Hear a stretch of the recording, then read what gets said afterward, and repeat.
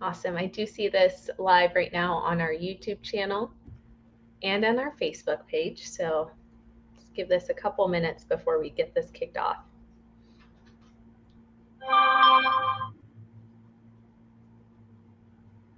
Give this a couple minutes before.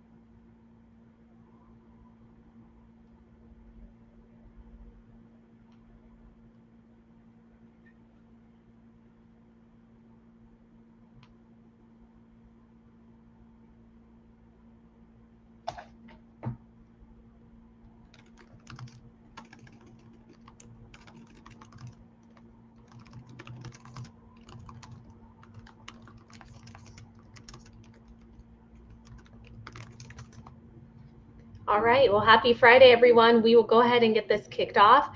We're a little outside of our usual time for our broadcast, but this was the only time I can grab with our county commissioner, and I didn't want to miss out on this opportunity to bring him here on this broadcast with you all today. Now, if you are a first-time viewer onto our videos, then I encourage you to not only like this page, but to also follow it so that you can get notified when we post content into the future.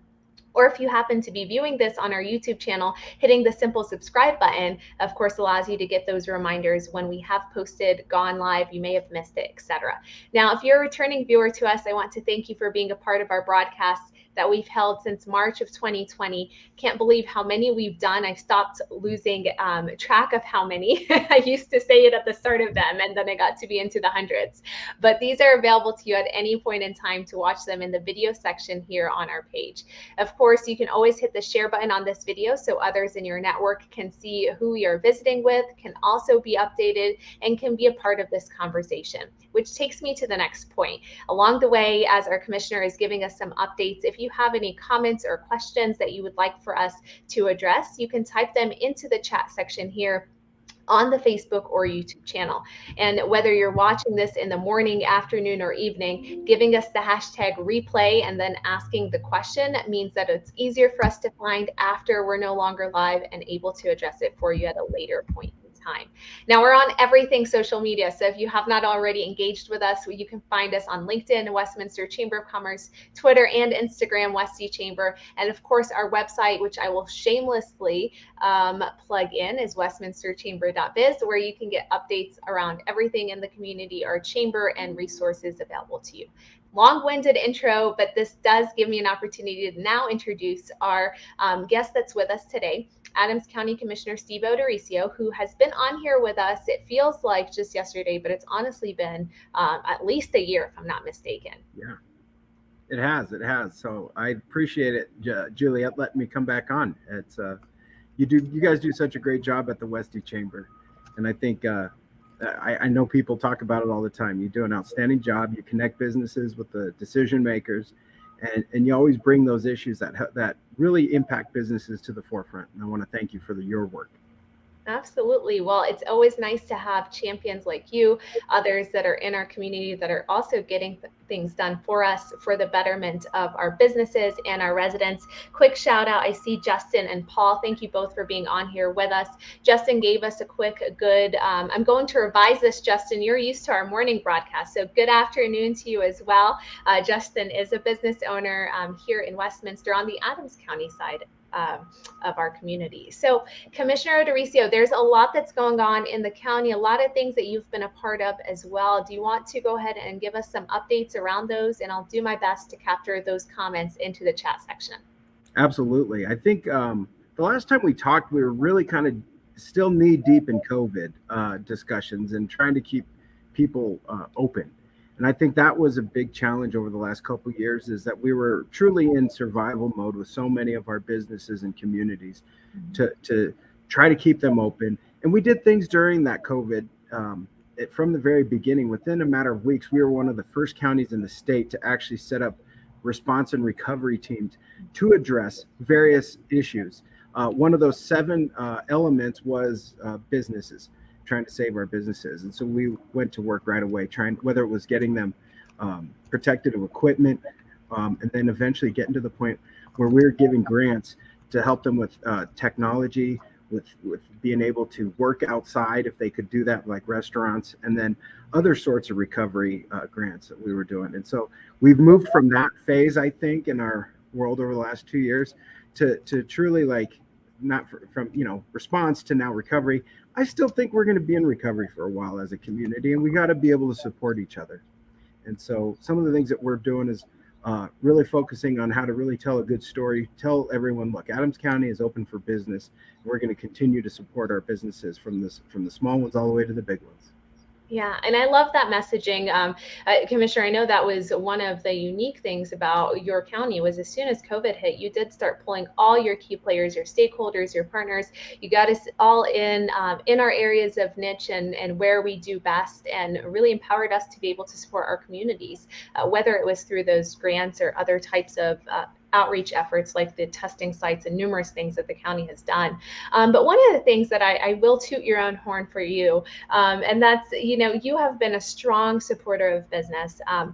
I know for us, especially recently with the new mask rule that had come into effect in November, which is no longer around for either Jeffco or Adams, when there was a criminalization piece to it, you did take that as a concern, not only to our businesses and their employees, but some of those people that may be inadvertently harmed by that. And you vocalized some of our concerns and were able to get that changed over.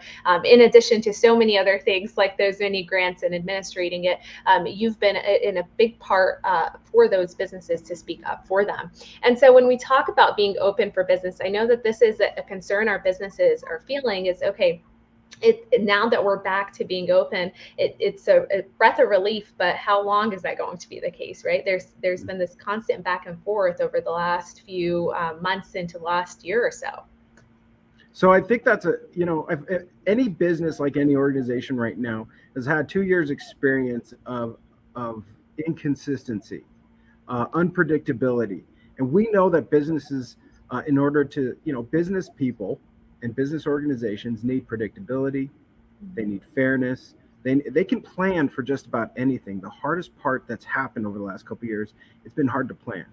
And so I think what we need is we need to really push for some stability and working together. And that's where, there are things that we will do. We will have our staff propose, and we'll propose things, and then we'll get feedback from the community. We're like, okay, I get it. I'm hearing you, what you're saying. Let's figure out a different way to accomplish these goals. That's what we have to do as decision makers, or as policy makers. Businesses, I will tell you, I think the ones that I've talked to, they're saying, look, it's about resiliency and sustainability. And part of that right now is they're having to build in unpredictability into it. And that's hard. But when you plan for the flexibility, those are the ones who are succeeding in being able to weather the storm as rules, regulations, and situations change.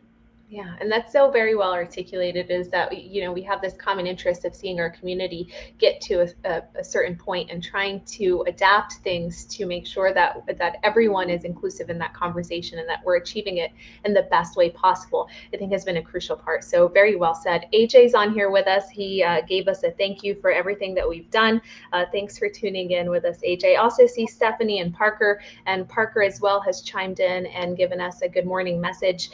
Thank you for being a part of our broadcast this morning. We have with us Commissioner Daricio giving some updates from Adams County. Now, you guys were no different. The county also experienced some transitions, some changes from your air and spaceport change with your director that's been out there to even most recently with your county manager, who also left left the industry because he went into kind of the private sector now. So tell me how those changes have had an effect on the county, or maybe where some of those changes have led to. Have we filled those roles? What's the process of that look like?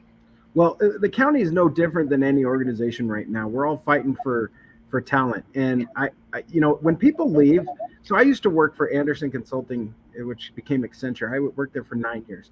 I took pride in the fact that people that worked for me would tell me when it's time for them to, hey, I'm ready to move on. I'm going to go look for the next thing. I think the good organizations, the best managers, and the best friends are the ones who embrace those who are ready to move on to their next steps.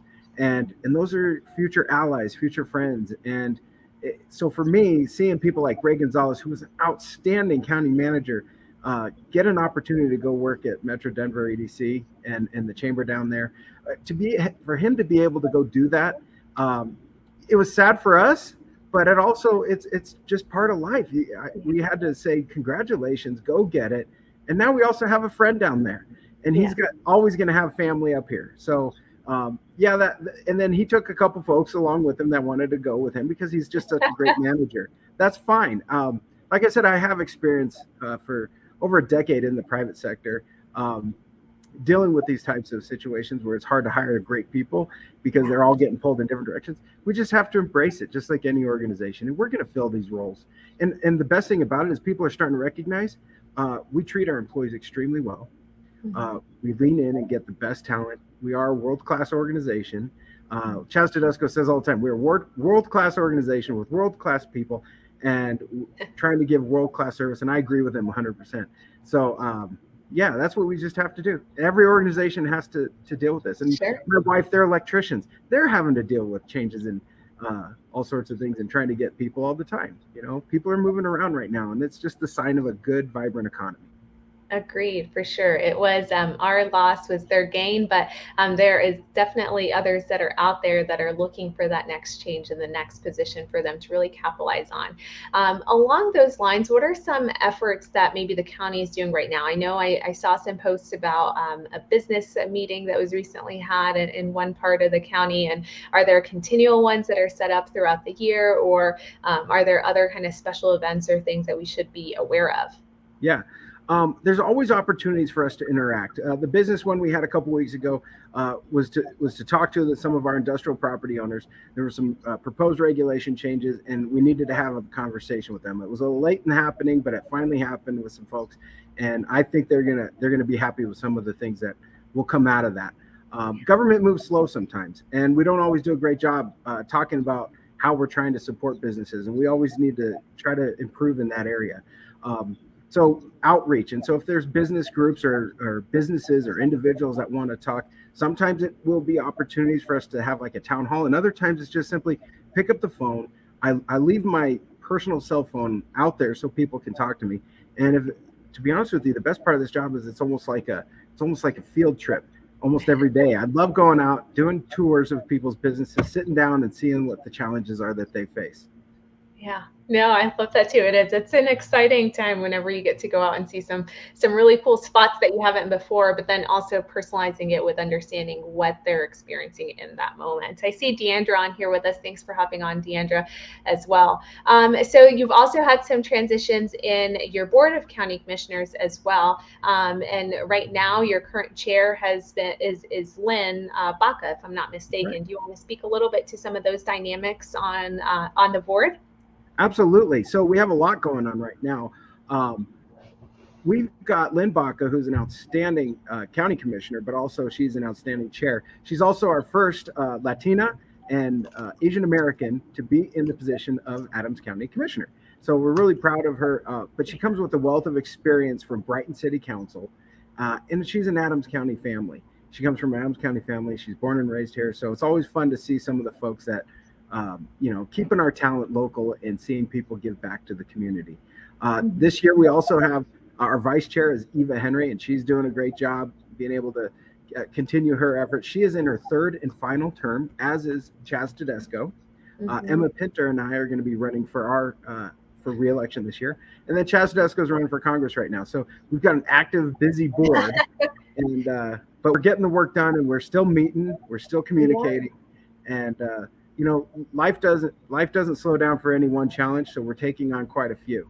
Absolutely, and you've decided to for sure, and that is something that residents and business owners and community members should be aware of is that there are these potential changes. There are these seats that are open for reelection and potential changes, and the folks that are there, and to be mindful of who those people are that have already been in there, what they've done throughout their tenure, and what they bring to the table. A really good way that we make sure that you do that and do your homework is in the fall, right before elections, generally around the October time timeline, we do host everyone that is running for our county offices to come out and have a part in our forum and also take part in a meet and greet. So you get to meet them a little bit more informally in person, and then get the opportunity to hear from them on specific issues or questions that come through from you, from our business community. So I encourage you to be in tune with those events when they do come up here in October. So, Steve, generally you all also have a robust team that's at the state capitol as well. And I know you glazed this a little bit when you mentioned some people transitioned out and others. Adam was one of those that we've had on here a couple of times before, sharing some updates around legislative affairs. And is team still going? Or are they still reporting back? And what are some of those priorities, if any? So when it comes to legislative affairs, what we're referring to right now, that can encompass everything from from federal, state to local, and we're looking at everything from statutory to regulatory. Right now, the state legislature is in session, which means it's an extremely busy time for everyone who's trying to pay attention to what goes on down at the Capitol. Adam Berg, outstanding legislative, he led our government affairs group, and he had an opportunity to go follow Ray, down with Ray. And once again, it's great to have that ally now down at that other end of the community. So we're happy for him. Jillian Coffey is able to move over to the Aurora Economic Development Council. She's going to be leading Accelerate Colorado. So I look at it as kind of like we're a great incubator for great talent, and they're able to go. And now we've got allies everywhere we look. But we will be filling those roles again locally, internally. In the meantime, we have outside help with lobbying and other things to address issues that impact Adams County and our local communities. And so we still have a strong presence down at the Capitol. And you'll quite often see or hear county commissioners go down and lobby and testify on issues directly. So yeah, we're still on top of things down at the Capitol, and there's always a lot to happen down there. Yeah, of course.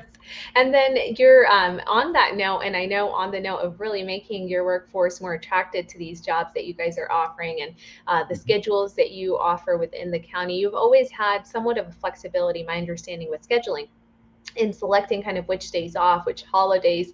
But then even after that, you changed your hours of operations for your county within this last year, if I'm not mistaken. Do you want to speak to that a little bit? Yeah, Mondays, we're a Tuesday through Friday organization right now. And it's kind of an experiment that a lot of folks across governments are trying. The bottom line is, as long as you're still available and still doing the service, that's what we care about, because it's ultimately about serving our community. But you'll find that flexible schedules. I remember this from back in the day, like I said, when I was managing teams. Sometimes putting in flexible schedules is a way for you to try to stand out and try to recruit and retain good talent. And also flexibility allows people to feel like they can continue their professional career while still maintaining commitments in their personal life. And so we're getting good feedback from our employees.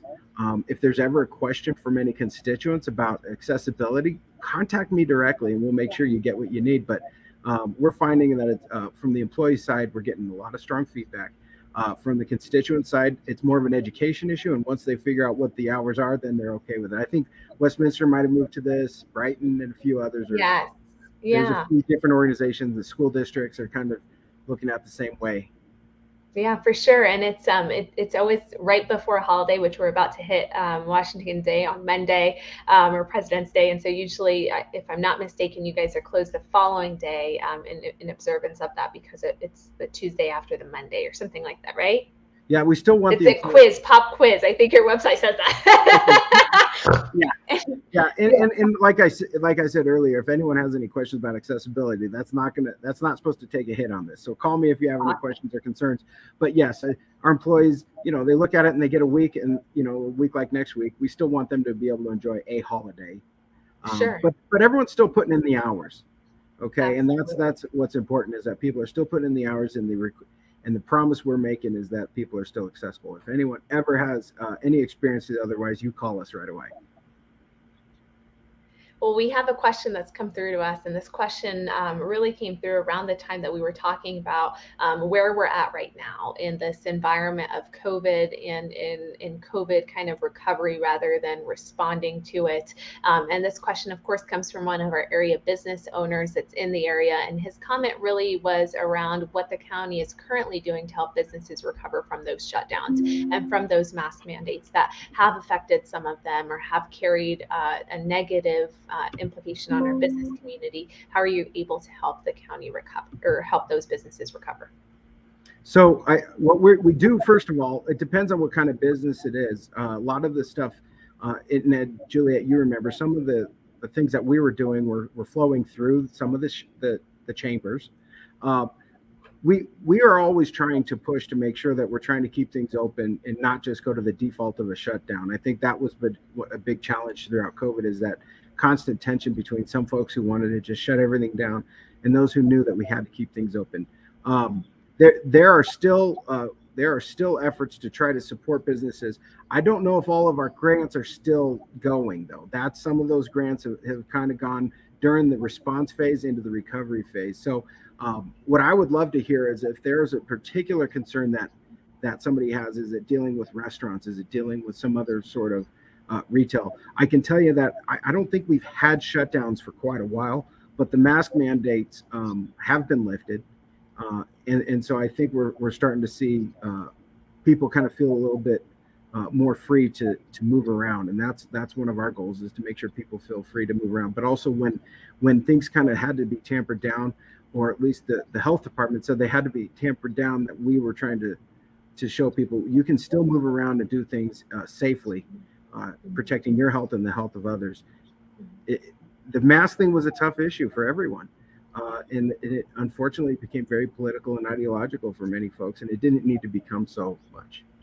Absolutely. No, I very much agree with that. And thank you for answering, and thank you for that question, Justin. I know one of the programs that our commissioner was also highlighting, of course, we had the grants very right in the middle of COVID, and even following that with months after. And then there was a stabilization program that was created by our county. That stabilization program, my understanding, and I'll have our commissioner really check in on this and see if they're able to bring that on, or what the status is, but they actually froze it around May of 2021. Just a large volume of applicants, and there was a lot of course, reflection on those applications and administration. And so as soon as we hear some updates or some information around that, we'll be able to share it with you, Justin, and others on this broadcast. Yeah, it's my understanding a lot of those types of grants are done. Okay. And so if there's other things that people need, I would love to hear specifics. But one thing that we can always do is rally around supporting local businesses. And so I can tell you that when I've heard that certain businesses, whether it's a restaurant or a service organization, it was struggling, we lean in and try to help each other. And that may not always be wearing the hat of government, it just being the hat of a good neighbor. And so what we need to do is hear about those businesses that are having challenges, and we as a community need to lean in and try to help them out. Yeah, absolutely. And as things are getting back open, Commissioner, I know that last year, I think we bought back some of those larger county events as well. So some things like the fair came back and came to life. I think you all were at that. Did you see a difference in your attendees or what that looked like? I did not make it out there this year. Well, it's my understanding the fair had a lot of people at it. Okay. We kind of keep going back into these big pendulum swings before, are we open? And then everyone just kind of floods to the events and gatherings, because we're a social creature, right? Mm-hmm. We want to be around people. And then something happens, like a new variant or a new outbreak. I think we're going to have to just get to the point where we're ready to have those happen and not overreact. I think that we have to be able to respond, but not overreact. And that's what we're going to see. And so hopefully the pendulums won't swing so far and wide about shutting down and making big, we just have to be able to go with the flow and make some little tweaks along the way so people don't feel we have to make big drastic changes along the way. And like I said, businesses really need some predictability, some stability, so they can plan. And businesses are extremely resilient when they have some of that, because they can plan just around a lot of things. And what is a way that folks can reach out to you, Commissioner? I know you mentioned earlier your phone, email. I will. My cell phone number is 720 three Okay. three three 1117. That's my personal cell phone. It comes right to my cell. And then I will also share my email address, SODORISIO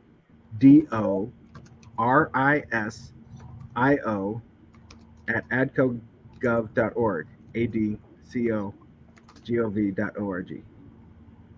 I'll wait for that to pop up on the screen to make sure it's right. That's it. And All so, right. yeah, email me, text me, call me. Um, we get about 100 messages total a day if you combine emails, texts, voicemails, all of that. So if you feel like we're not being responsive quick enough, go ahead and send a second or third. But we do, Right.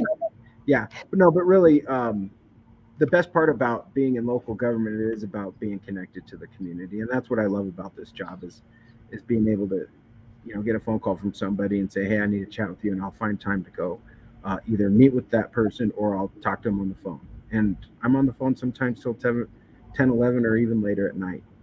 Yeah. So it's a lengthy time that it takes up for being in office, and we appreciate you and your service and your family as well, and their service because it is not alone, and they are sacrificing a lot for you to be out there in the community on weekends and evenings and early mornings and missing out on some other things that you could be at instead. So we very much appreciate that. Now I've been peppering you with a bunch of questions. I know we had that question come through as well through our chat. Anyone that's tuned in on this later on, you can always ask us a question or direct it over to our commissioner at a later point in time for us to address. But were there any other comments or things that you were dying to get out there that you've not already touched on, Commissioner, before we really start rounding out this discussion? No, I think it's important that you feel comfortable, that everyone feels comfortable talking to their local elected officials. The people that run for local office, unless they're doing it for some sort of stepping stool, which doesn't happen all the time, I really think most of the people that run for local office are doing it because they care about their local communities. I'm telling you, call me, text me, email me. Most of the folks that running for local office that hold local office love their community, and that's where their desire to serve came about. Some people spend their whole lives trying to get what they deserve, and I'm just telling you, I'm going to spend the rest of my life trying to deserve all I've been given. Oh, I love that. That's such a beautiful note, but I can't end on it because I need to give them some final remarks. And that's we will not have our usual update on Mondays with city councilors just because it's a holiday and I'm trying to be mindful of their already crazy busy schedule. Yesterday was the water roundtable. If you've not already watched it, the YouTube link is up for you to rewatch that conversation piece. I know Councilor Seymour had referenced it on the last live broadcast. We will be back on here though next Wednesday, welcoming another new partner of ours, and then Friday highlighting a nonprofit of our choice, which was the Butterfly Pavilion. So just a quick preview on the two that we will have with us next week. Of course, like, comment, share on this video so others in your network can see it. And thank you so much for being a part of this discussion. Thank you, Commissioner Daricio. Don't close quite yet, but we are going to go ahead and close out our broadcast section. Thank you. Thank you very much, and thank you to the Westy Chamber.